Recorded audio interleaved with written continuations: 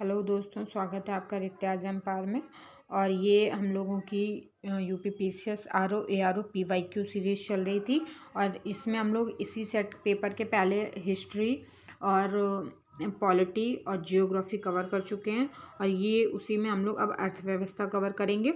और इस सीरीज़ में हम लोग आरओ एआरओ के जो पीवाईक्यू हैं, प्रीलिम्स के, मेंस के और हिंदी के सारे क्वेश्चंस कवर कर रहे हैं। और इन तीनों के लिए मैंने एक ही प्लेलिस्ट बनाई है ताकि हम लोग पूरा आरओ एआरओ का जो पीवाईक्यू है वो कवर कर सकें पूरी एक प्लेलिस्ट में। इधर उधर नहीं जाना है कि सिर्फ अभी प्रीलिम्स को लेके चलें, फिर मेंस को लेके चलें, फिर हिंदी को लेके चलें, ऐसा कुछ नहीं है। तो मैंने एक ही में सारे पीवाईक्यू एक ही प्लेलिस्ट में कवर करा है। तो आप लोग एक एक वीडियो देख लीजिए। और वीडियो बहुत बड़ी नहीं है, छोटी छोटी वीडियो है ताकि इसमें अच्छे से आपका रिवीजन भी हो सके। तो आज से हम लोग स्टार्ट कर रहे हैं अर्थव्यवस्था। अर्थव्यवस्था में पहला क्वेश्चन है, पहला जो टॉपिक दिया गया है वो विकासशील एवं विकसित अर्थव्यवस्था है। तो भारतीय अर्थव्यवस्था कैसी है? ऑप्शन ए मिश्रित अर्थव्यवस्था, समाजवादी अर्थव्यवस्था, पूंजीवादी अर्थव्यवस्था, नेक्स्ट है गांधीवादी समाजवादी अर्थव्यवस्था। तो हमारी जो भारत की अर्थव्यवस्था है वो मिश्रित अर्थव्यवस्था है। ठीक है, उसमें थोड़ा थोड़ा समाजवाद भी है, थोड़ा थोड़ा पूंजीवादी भी है। तो भारतीय अर्थव्यवस्था एक मिश्रित अर्थव्यवस्था है। इसे मिश्रित अर्थव्यवस्था उसे कहा जाता है जिसमें निजी क्षेत्र और सार्वजनिक क्षेत्र दोनों का अर्थव्यवस्था में योगदान होता है। नेक्स्ट क्वेश्चन, नेक्स्ट टॉपिक हमारा है आर्थिक नियोजन एवं राष्ट्रीय आय बजट। तो इससे क्वेश्चन पूछा गया है, निम्नलिखित में से कौन सा समायोजित सकल आय एजीआर की परिभाषा के अंतर्गत, एजीआर का फुल फॉर्म होगा एडजस्टेड ग्रॉस रिवेन्यू, ठीक है, की परिभाषा के अंतर्गत आता या आते हैं। तो पहला है ब्याज आय, फिर दूसरा है लाभांश डिविडेंड, और तीसरा है विदेशी मुद्रा लाभ फॉरेक्स गेन। तो इसमें जो एक दो तीन इसकी जो ऑप्शंस हैं वो देख लेते हैं। केवल एक, केवल दो तीन, केवल एक दो तीन। तो इसका जो सी ऑप्शन है वो सही हो जाएगा, केवल एक दो तीन, मतलब इसमें तीनों सही हैं, ब्याज आय, लाभांश और विदेशी मुद्रा लाभ। ठीक है, और आप लोग इसकी व्याख्या भी देखेंगे। यह है इसकी व्याख्या, समायोजित सकल आय एजीआर की परिभाषा में ब्याज आय, लाभांश और विदेशी मुद्रा लाभ तीनों को शामिल किया गया है। उसके बाद कृषि उद्योग एवं व्यापार। तो इसका क्वेश्चन नेक्स्ट बनता है, भारत के व्यापार सकल घरेलू उत्पाद के बारे में निम्नलिखित में से कौन सा कथन सही है? अर्थव्यवस्था में ज़्यादातर क्वेश्चंस करंट अफेयर के भी बन जाते हैं, जैसे कि हमारा बजट हो गया, और मतलब काफ़ी जितनी भी चीज़ें हैं काफ़ी ज़्यादातर क्वेश्चन इसके बन जाते हैं हमारे करंट अफेयर से। तो आप लोग चाहें तो ये क्वेश्चंस भी देखते चलिए, और जो करंट अफेयर के से रिलेटेड होंगे वो भी मैं बताती चलूँगी। ठीक है, नेक्स्ट क्वेश्चन की ओर बढ़ते हैं। नेक्स्ट क्वेश्चन दिया गया है वित्तीय संबंध। भारतीय लघु उद्योग विकास बैंक, जिसको सिडबी बोलते हैं, का मुख्यालय कहाँ पे स्थित है? तो इसके ऑप्शंस दिए गए हैं गाजियाबाद, लखनऊ, कानपुर, नई दिल्ली। तो इसका जो सही ऑप्शन होगा वो सही ऑप्शन होगा बी, लखनऊ। ठीक है, इसका सिडबी का मुख्यालय लखनऊ में स्थित है। नेक्स्ट क्वेश्चन की ओर, नेक्स्ट क्वेश्चन है मौद्रिक नीति है, मौद्रिक नीति है। तो इसका ऑप्शन ए है राजकोषीय नीति के विपरीत, बी है राजकोषीय नीति का पूरक, सी है मंदी के दौरान अधिक प्रभावी, और डी है प्रभावी मांग को नियंत्रित करने हेतु प्रत्यक्ष उपाय। तो इसका जो सही ऑप्शन होगा वो ऑप्शन डी होगा, प्रभावी मांग को नियंत्रित करने हेतु प्रत्यक्ष उपाय। और ये जो मौद्रिक नीति है ये किसके द्वारा जारी की जाती है? आरबीआई के द्वारा। और ये साल में 2 बार जारी की जाती है, मतलब 6 महीने में एक बार। ठीक है, तो नेक्स्ट ऑप्शन क्यों, नेक्स्ट क्वेश्चन की ओर बढ़ते हैं। नेक्स्ट क्वेश्चन है मुद्रास्फीति अर्थव्यवस्था के निम्नलिखित वर्ग हेतु लाभकारी है। इसमें क्वेश्चन अच्छे से देखिएगा और समझिएगा। ठीक है, ऑप्शंस दिए गए हैं, पहला है लेनदार, फिर है बॉन्ड एवं प्रतिभूतियों में निवेशक, सी है देनदार, और डी है उपभोक्ता। तो इसका जो सही ऑप्शन होगा ऑप्शन ए होगा, लेनदार। ये इसका सही ऑप्शन होगा।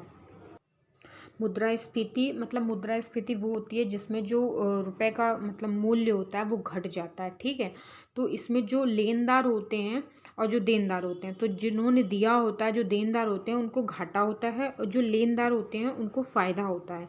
ठीक है, तो मुद्रास्फीति में जो जब दर घट जाती है तो फिर लेनदार को फ़ायदा होता है और देनदार को घाटा होता है। तो इसका सही ऑप्शन ए है। नेक्स्ट टॉपिक है भारत का विदेश व्यापार एवं आर्थिक संगठन, तो शेयर मार्केट, शेयर बाजार भी है। ठीक है, क्वेश्चन इसका दिया गया अंतर्राष्ट्रीय मुद्रा कोष, जिसे बोलते हैं IMF, इंटरनेशनल मॉनेटरी फंड, और इसकी स्थापना कब हुई थी? 1945 में, IMF की। ठीक है, कि ऋणों का उपयोग निम्नलिखित में से किस उद्देश्य के लिए किया जा सकता है? तो ऑप्शन ए है आर्थिक विकास हेतु परियोजना के लिए, और बी दिया गया है भुगतान संतुलन में अस्थायी कमी को पूरा करने के लिए। तो इसका जो बी ऑप्शन है, ये बी ऑप्शन ही सही होगा इसका, भुगतान संतुलन में अस्थायी कमी को पूरा करने के लिए ही, मतलब इसी उद्देश्य से इसका किया गया है स्थापना। ठीक है, ये रही इसकी व्याख्या। अंतर्राष्ट्रीय मुद्रा कोष IMF की स्थापना 1945 में की गई थी, और इसके द्वारा प्रदान किए जाने वाले ऋण का मुख्य उद्देश्य भुगतान संतुलन में अस्थायी कमी को पूरा करना होता है। इसके बाद हमारा जो नेक्स्ट सब्जेक्ट स्टार्ट हो रहा है वो है विज्ञान। ठीक है, तो विज्ञान में स्टार्ट कहाँ से करेंगे? भौतिक विज्ञान से। तो इसका भौतिक विज्ञान का पहला क्वेश्चन है, श्वेत वस्त्र काले वस्त्रों की अपेक्षा ठंडे होते हैं क्योंकि वे पूर्ण प्रकाश अवशोषित कर लेते हैं, वे प्रकाश अभिच्छेदन रोकते हैं। सी है वे सूर्य के प्रकाश को पूर्णतः ठंडा करते हैं, और डी क्या है? वे संपूर्ण प्रकाश को परावर्तित करते हैं। तो इसका डी ऑप्शन सही होगा। श्वेत वस्त्र काले वस्त्रों की अपेक्षा ठंडे होते हैं क्योंकि श्वेत वस्त्र संपूर्ण प्रकाश को परावर्तित कर देते हैं, जबकि काले वस्त्र प्रकाश के अवशोषक होते हैं, वो प्रकाश को अवशोषित कर लेते हैं और हीट जमा कर लेते हैं। ठीक है, नेक्स्ट क्वेश्चन है, निम्नलिखित में से उनकी खोज के अनुसार कालक्रमानुसार व्यवस्थित कीजिए और नीचे दिए गए कूट सही उत्तर चुनिए। ठीक है, पहला है ट्रांजिस्टर, दूसरा है डायोड, तीसरा दिया गया है SMD, सरफेस माउंटेड डिवाइस। ठीक है, सतह पर लगने वाले अवयव। ठीक है, चौथा है इंटीग्रेटेड परिपथ, IC बोलते हैं जिसको। तो इसका जो सही ऑप्शन है, ऑप्शन होगा ऑप्शन सी। पहले आएगा हमारा डायोड, फिर ट्रांजिस्टर, उसके बाद आएगा इंटीग्रेटेड परिपथ, और सी है SMD। ठीक है, सतह पर लगने वाले अवयव। इसकी व्याख्या भी देख लीजिए, जैसे कि डायोड, इसकी खोज के आधार पर हमें कालक्रम में रखना था, और डायोड की खोज हुई थी 1904 में, ट्रांजिस्टर 1948, इंटीग्रेटेड परिपथ जिसे IC बोलते हैं 1959, और SMD 1960। उसके बाद हमारा रसायन विज्ञान, हमारे केमिस्ट्री फिजिक्स से एक क्वेश्चन फंसा है और केमिस्ट्री स्टार्ट हो गई है। उसके बाद इसको सूची 1 को सूची 2 में सुमेलित करना, जैसे कि सिरका में उपस्थित अम्ल और दूध का खट्टा होना, हड्डियों में उपस्थित यौगिक, और चौथा है आमाशय रस में उपस्थित अम्ल। तो पहला दिया गया है सिरका में उपस्थित अम्ल, तो सिरका में उपस्थित अम्ल होता है एसिटिक अम्ल। तो इसका सी सही तीसरा सही होगा, ए का तीसरा सही होगा। सिरका में कौन सा अम्ल उपस्थित होता है? एसिटिक अम्ल। दूसरा दिया गया है दूध का खट्टा होना, तो दूध से रिलेटेड अम्ल कौन सा है? लैक्टिक अम्ल बोलते हैं इसको।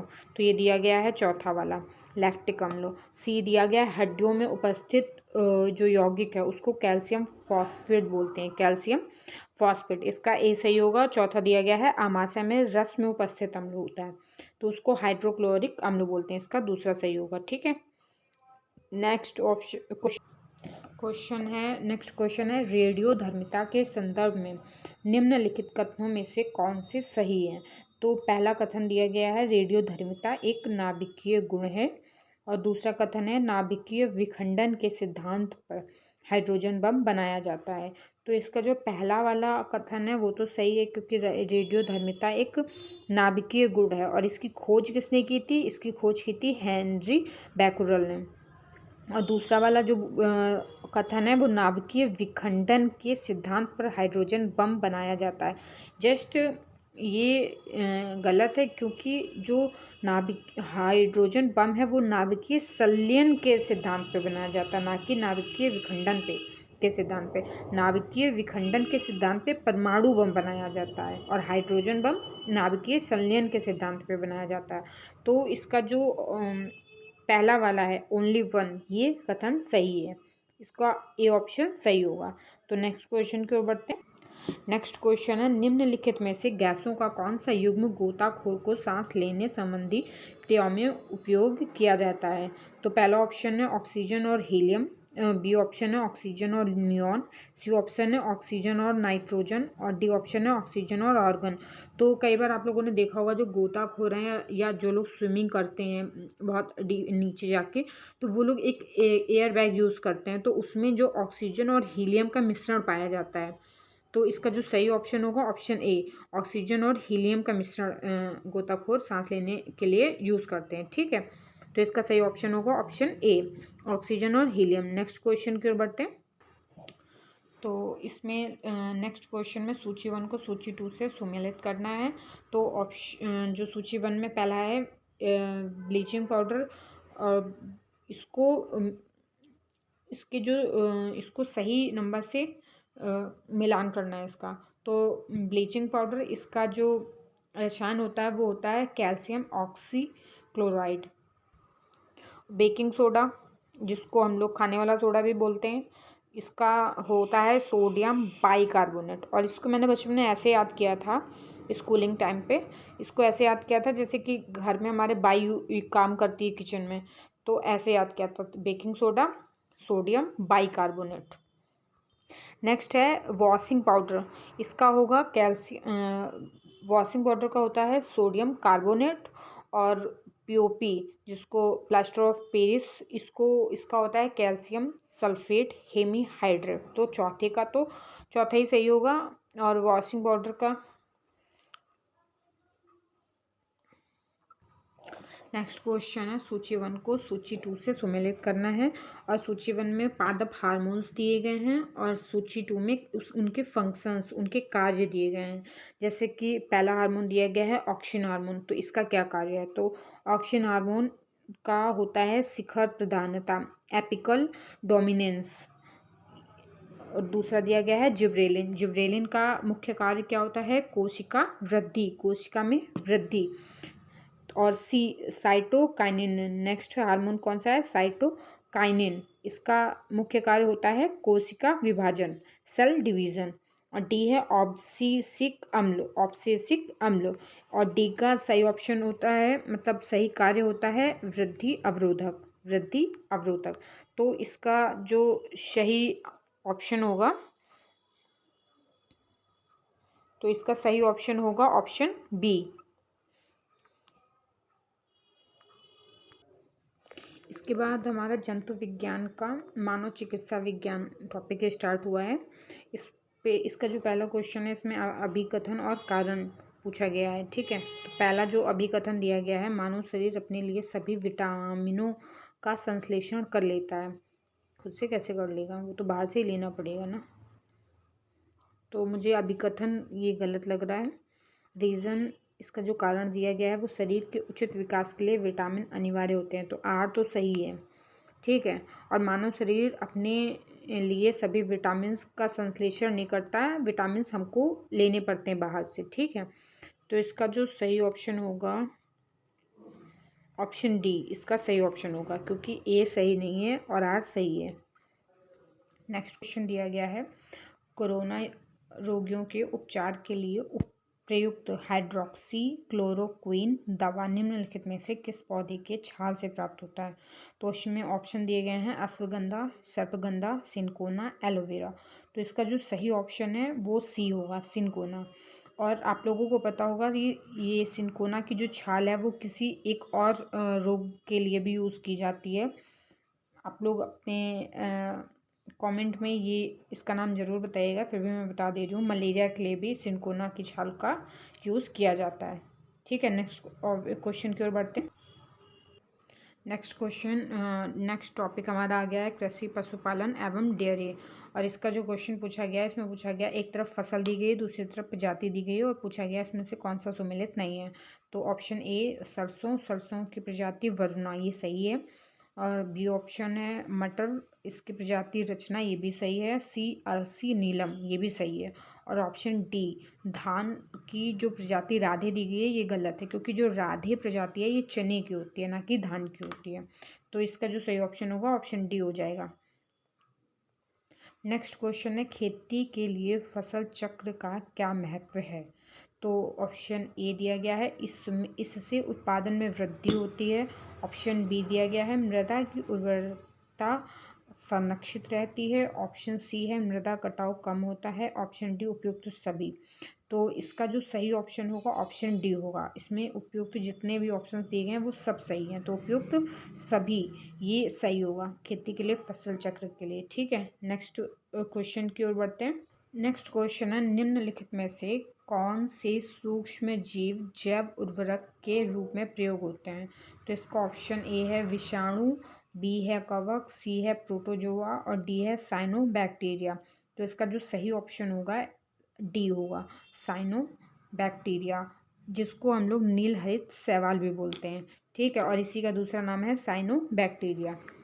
ठीक है, तो डी ऑप्शन इसका सही होगा।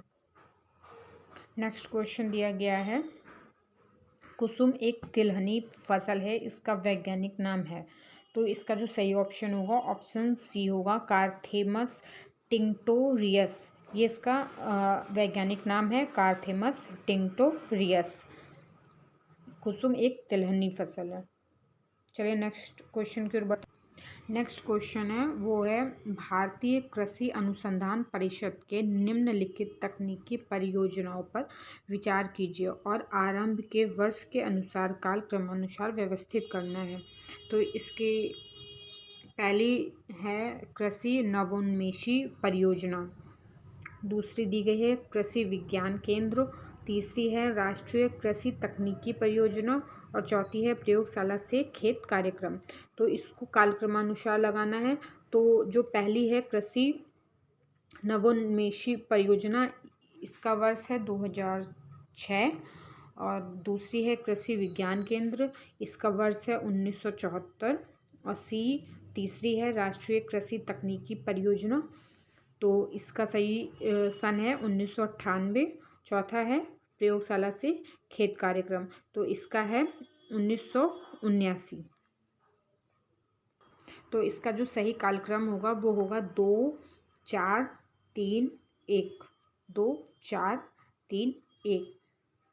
तो इसका ए ऑप्शन सही होगा। नेक्स्ट क्वेश्चन पूछा गया है जौ के अंकुरित बीजों के किण्वन से बने शराब को कहते हैं।